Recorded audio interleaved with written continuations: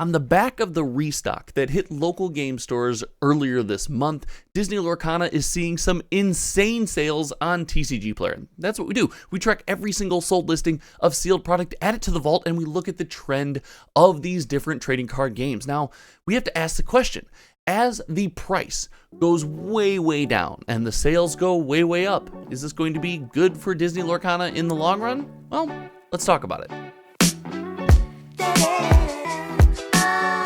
The Disney Lorcana trading card game has been a smash hit.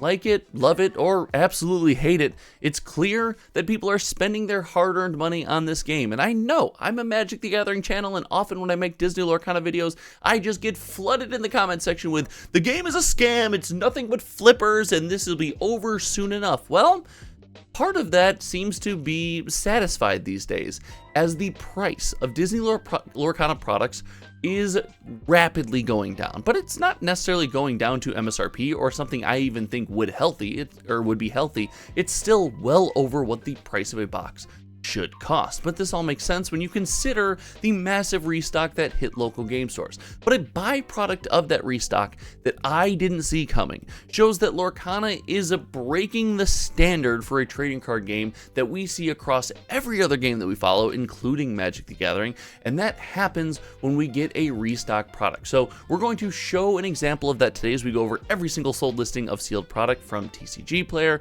And if you like content like this, we're racing to 7K. And I've been saying 7K by the end of the day, but if we have an insane week, we could be at 7K by the end of the week. So smash that sub button and let's get into some of this juicy data. What we have here is our custom and brand new data vault for our trading card games. And as we take a look at Disney Lorcana's The First Chapter, we are going to break this thing down by product. And I want to focus on the booster box product. We see here, we have a good sell-through rate with the Illumineers Trove. We see the price of the Trove going up, as in October it was $122.28 on an average price, and we do see it crossing the $140 up to $148 for an average price in November. Now, this could be because the Illumineers Trove didn't come in the restock. This product is still seemingly harder to get your hands on, and we see something similar for the gift set as far as the sales are trending in a downward fashion, but we don't see that same price increase.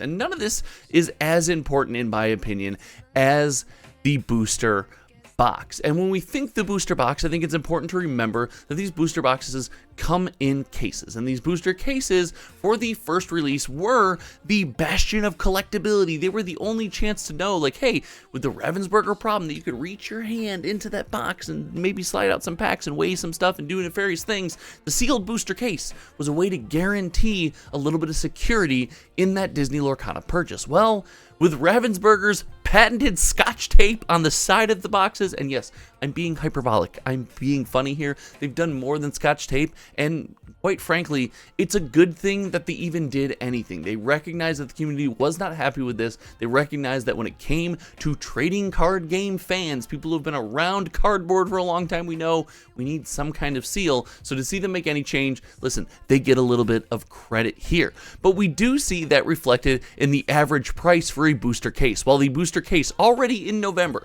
has seen 32 sealed cases sold, between the availability of the product and, as we see here, the average price coming down almost $500 for a booster case, it makes sense that this product becomes more popular. And it's not more popular because it's super collectible now all of a sudden. Remember, the individual boxes have some kind of seal on them. No, it's an availability thing. People can get their hands on this product, which furthers the message that I have been sending, that I have just been spewing on this channel for some time. And let me know in the comment section if you agree.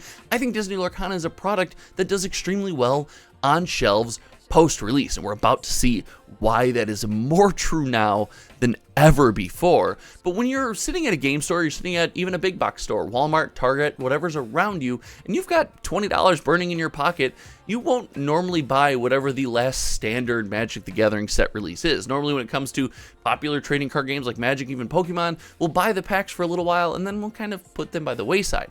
Disney sparks that intrigue, that desire, that singing Disney song, that nostalgia, that pull to these other stories in us that says to me that we might be able to buy those products well after the release. And Don't get me wrong, I'm not saying Magic doesn't have that. I think Commander Masters, I think Double Masters, I think all of your remastered sets, those are good examples of a product that lives well on shelves, but Disney Lorcana does an exceptional job at this, in my opinion. And I really think we see that when it comes to the big show, the big reveal, the freaking booster box. First note that we are over $1 million in community spend on TCG Player for the booster box alone. We have spent more than $1 million just on booster boxes on TCG Player for Disney Lorcana.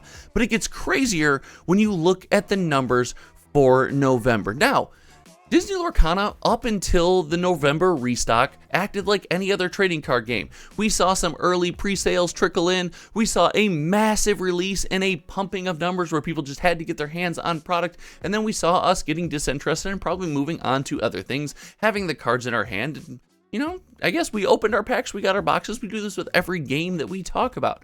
But boom, you look at November, and there have been almost 4 times as many boxes sold in November already. This is recorded on November 12th, so November's not over.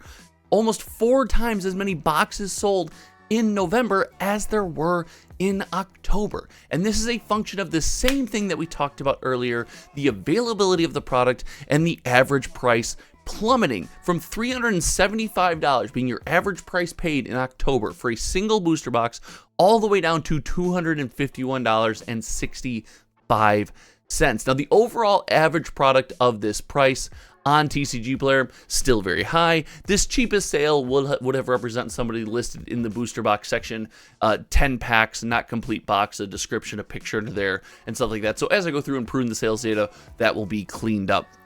But it just goes to show the availability of this product is a wonderful thing for the Lorcana community. And listen, if what everyone was saying was true before, if all of Disney Lorcana, everyone buying boxes at $375 for all of October and most of September were just flippers and scalpers and investors, well, then they were the worst flippers and scalpers and investors of all time, because Ravensburger has been trumpeting from the top of the hill that they want to reprint this product into the dirt. They're going to reprint as much as the community needs, and we're just having people apparently investing and flipping, buying at the all-time high. Maybe that's the case, maybe it's not. I digress. The interesting point when it comes to this booster box, I want you to remember this 838 number, is the number of Disney Lorcana booster boxes sold so far in November, is when you compare it to something that it has no business being on the same page with. And that's the latest Magic the Gathering release. When we look at the Lost Caverns of Ixalan, which by all intents and purposes is an amazing set. People are coming out in crazy numbers for pre-release. Shout out Game Grove over in West Virginia, my buddy Louis' store, who had 50 people. There's a small local game store. They've been coming up in their community. They run a ton of events. They're building an awesome foundation of people that show up, and 50 people showed up to their freaking event. But that 838 number trounced the number of booster boxes sold for the collector box for Lost Caverns of Ixalan, and it actually got close to the number of set booster boxes. We see it fall short by about 150 boxes, a little more than 150 boxes. But the fact that a Magic product on its release on TCG Player can even be sniffed by a Lorcana product is fascinating. Now, there's some caveats here. Listen, Magic the Gathering is in every local game store all of the time across not only the United States, but I'd assume almost the entire world. There are very few game stores that exist without selling Magic the Gathering. And listen, Lorcana is hard to come by. So the Lorcana community, not necessarily as big. You can't necessarily go down to your local store and find it. Most stores have been sold out. So more people probably turn to TCG Player, while in Magic, more people are going to support the local game store. But I still find it fascinating. And it says to me something that I have thought about Disney Lorcana for some time. This game is an experience that people want to have. And with Ravensburger saying, we're going to continue to reprint this stuff, there's another big wave coming before Christmas, after Christmas. Make sure, again, you're subscribed, because we will talk about that when that gets here. And I actually have a box.